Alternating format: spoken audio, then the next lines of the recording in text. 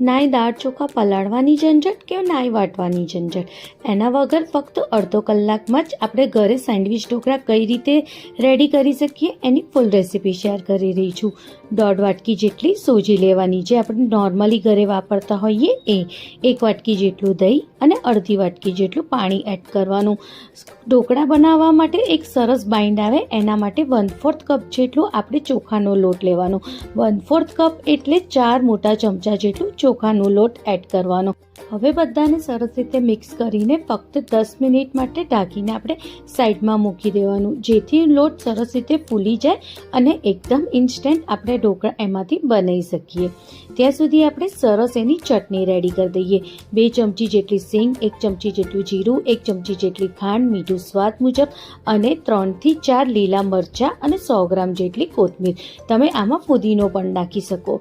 જ્યારે અડધા ઉપર ચટણી વટાઈ જાય તો જે આપણે સોજી પલાળી હતી એમાંથી 2 ચમચી નાખવાની અને ફરી એકવાર વાટી લેવાનું. પછી એમાં ફૂડ કલર એડ કરવાનું, ગ્રીન કલરનું, અને ફરીથી એકવાર વાટી લેવાનું, એટલે સેમ બાર જેવી ચટણી આપણી ઘરે રેડી થઈ જશે.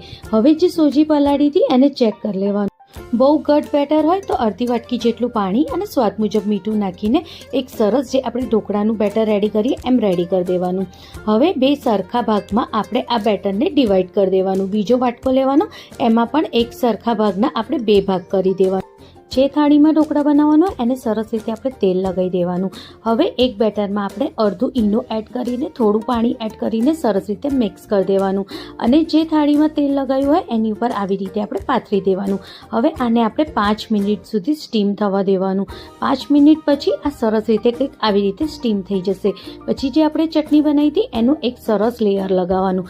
એટલું સરસ લેયર લગાવવાનું, બહુ પતલું બી નહીં અને બહુ જાડું બી નહીં, પણ એક સરસ લેયર સરખું આવે એવી રીતે આપણે લગાવી દેવાનું. હવે આને ફરીથી આપણે 5 મિનિટ સુધી સ્ટીમ થવા દેવાનું અને વધેલા બેટરમાં પણ બાકીનું આપણે ઈનો નાખીને થોડું પાણી નાખીને મિક્સ કરીને મૂકી દેવાનું. જ્યારે 5 મિનિટ પછી ચટણી આપણી સરસ રીતે સેટ થઈ જાય પછી આ બેટરને એની ઉપર આવી રીતે પાથરી દેવાનું અને થોડું લાલ મરચું ભભરાઈ દેવાનું અને 10 મિનિટ સુધી સરસ રીતે સ્ટીમ થવા દેવાનું.